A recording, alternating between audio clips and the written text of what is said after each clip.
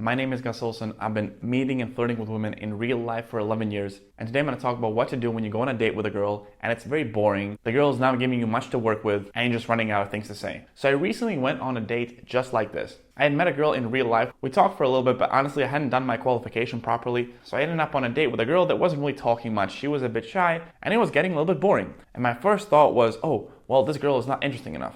And I know that a lot of guys have the same kind of thoughts. They think, well, yeah, it's this girl's fault that the date is going not well because she's not giving me much to work with. Or some other guys might actually think the opposite and they might think, oh, well, this girl doesn't like me because she's not giving me any positive reactions. Either way, it's like a lose-lose situation. And then the guys give up on the date entirely, they stop trying, nothing happens, you don't get positive emotions out of it, and then it's like a waste of time. But then I decided to do something different. I thought, well, I'm on this date already. I'm already here with this girl. Let me at least make it fun. Let me do something that is entertaining myself. I want to have a good time. I don't want to feel like I wasted this evening. So I just started saying things that I found funny. Completely random things that didn't make any logical sense, but they were just sort of funny for me. For example, this girl had some sort of jacket. So I started sort of touching that jacket and said, is that silk? Are you wearing silk? Don't you know that the silk destroys the world? Silk is the most toxic material out there in the world. What are you doing? You're destroying the world. You're going against the environment. You're going against the world.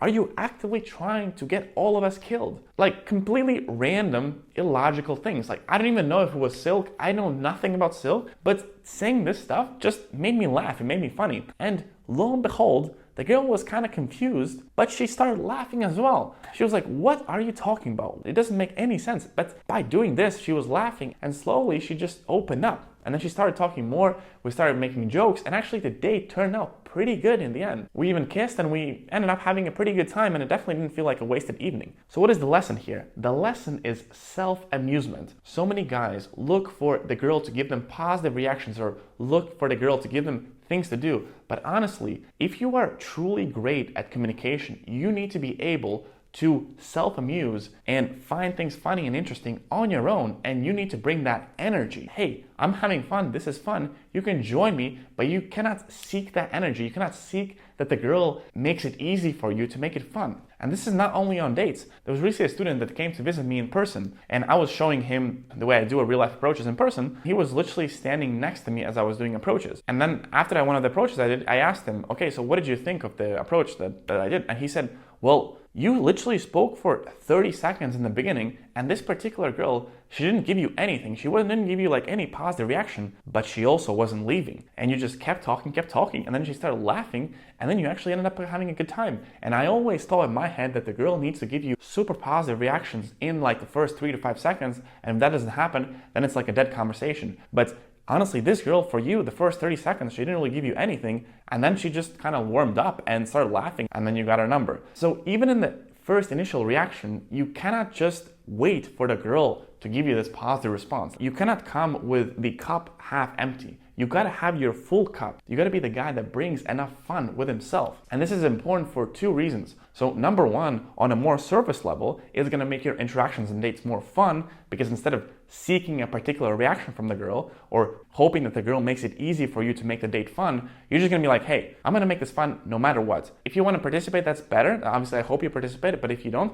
I'm having a good time tonight. But even on a more deeper level, you come with this abundance of positive emotions. You come with a cup that is overflowing with water. You have enough energy that you can just spare around. You're projecting abundance, that you have a lot of positive emotions that you can give to yourself, to other people, and then people want a piece of you. Girls want a piece of you because they're like, well, this guy is so funny on his own. He's not really looking to get anything from me. He's just like giving, right? In a way, you are giving to the world, you're giving to others, and ultimately to the girl. And that is very attractive, right? Like we want to hang out with other people whose energy is giving. And on some level, on some micro level, when you're on this date with this girl and you're saying, oh, I wish she was giving me more, I wish she was giving me better reactions or more material to work with. Well, you are sort of needing things, you're sort of taking things. It's sort of the same thing as being in a scarcity mindset. Now, of course, I'm not saying go and date girls that you don't like. Clearly with this girl, it wasn't the best personality match, And I didn't know that. And probably if I had done my qualification better in the initial conversation, I wouldn't have gone on a date with her. And obviously I prefer to go out with more extroverted, humorous girls that have great sense of humor and can provide great energy.